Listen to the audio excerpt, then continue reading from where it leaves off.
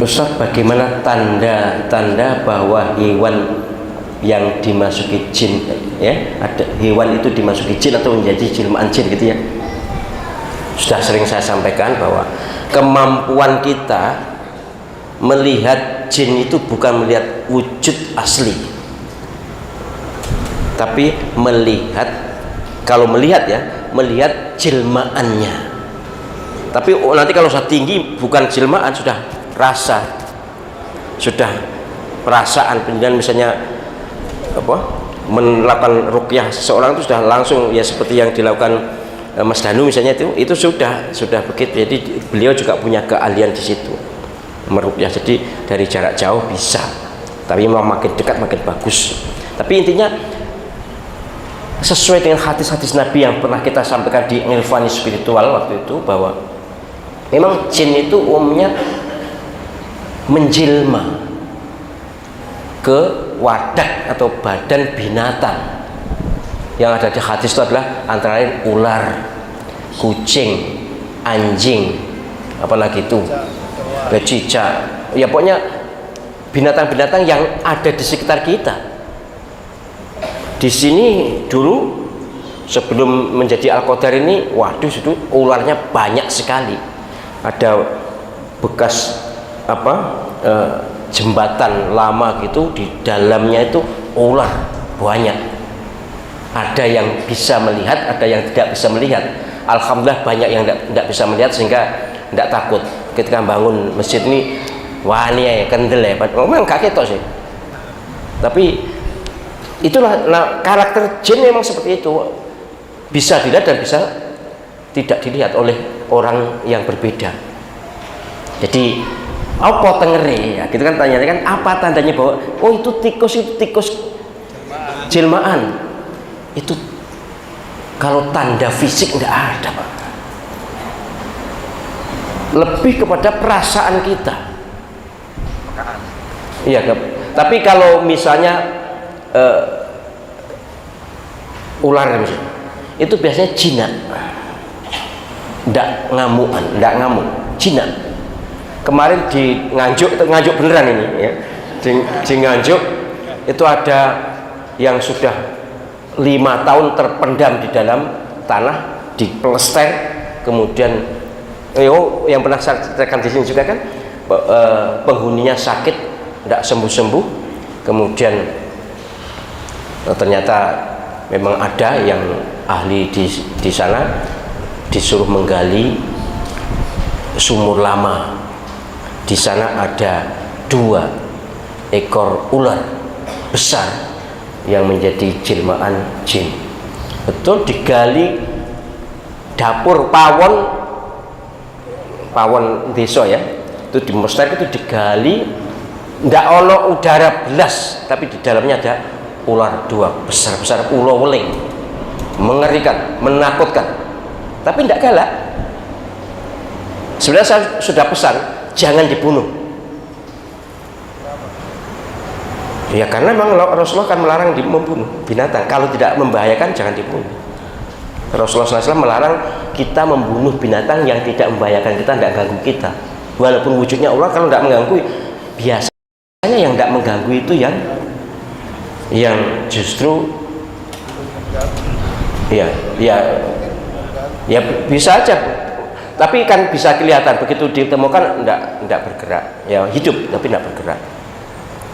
Ternyata dipateni. Dan sekarang yang sakit itu juga ikut meninggal dunia.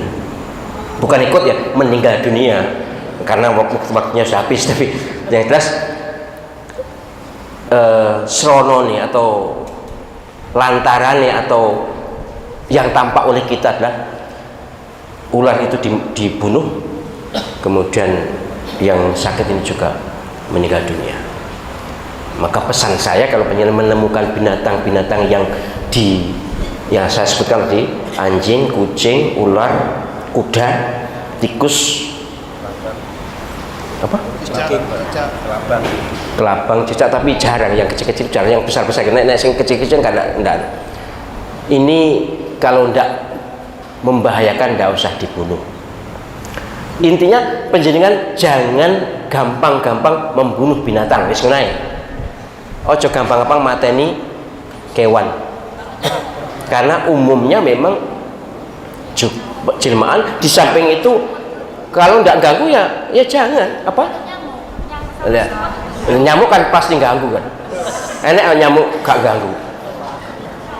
Kalau nyamuk ganggu, tapi ya nek bisa komunikasi bagus seperti yang dilakukan Pak Profesor Dr. Stanjo Wignasbroto itu. Dalam penelitian beliau, nyamuk yang diusir, nyamuk yang diobati itu lebih kembali bawa konco. Tapi nyamuk yang diajak komunikasi,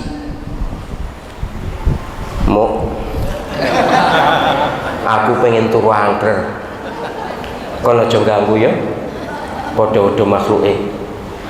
Nek golek panganan golek yang liya kono, kewan-kewan kono, aku aja ganggu aku. Itu yang mengatakan Profesor Stanjo Wignasbroto, almarhum dosen UNER, ahli sosiologi, ternyata juga masuk ke wilayah sosiologi binatang. Ternyata binatang itu juga bisa diperlakukan, bisa diajak komunikasi dan senang diperlakukan baik. Kata beliau, ternyata survei beliau, penelitian beliau menunjukkan bahwa nyamuk sing dijak dialog, sing dijak omong baik-baik, tidak nggawa bolo, ndak ganggu, tapi nyamuk sing diobati malah nggawa konco. Terserah, monggo dibuktikan masing-masing. Jadi gitu Pak, lebih kepada kepekaan kita. Tapi tengere secara fisikal kutuk gak gitu galak.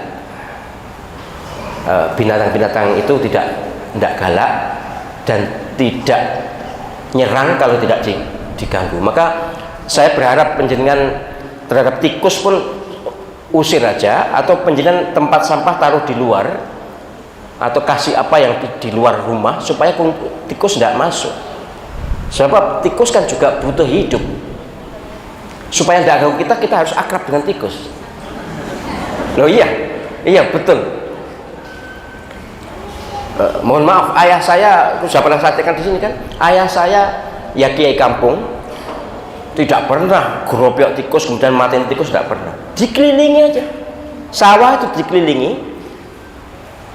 Saya pernah ngintip, memang diajak itu yang dibaca ayat kursi.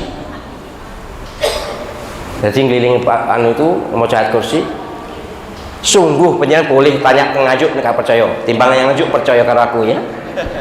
Bahwa sawah ayah saya itu paling bagus di antara sekarang. Sayangnya nggak enaknya gini. Jadi tikus itu tidak ada yang nyerang di sawahnya ayah saya, sawah saya itu. Sementara tetangga itu kena, karena tidak punya jopo itu, tidak punya dongo itu, tidak punya lagu spiritual itu. Jadi betul, ayah saya ingat saya tidak pernah ikut gerobyok tikus atau mateni tikus, tidak pernah. Ini penting untuk menjadi bagian kehidupan kita, bahwa umat Muhammad SAW dididik untuk menjadi penyayang binatang. Ojo gampang-gampang mateni binatang. Enek semut rapopo dicoides, coro rapopo dicides. Sekali lagi, nek ganggu ya pateni, tapi nek gak ganggu jangan. Dan sekali lagi, sebagaimana nanti penjenengan boleh membaca surah An-Naml itu, surah An-Naml ayat semut itu bener.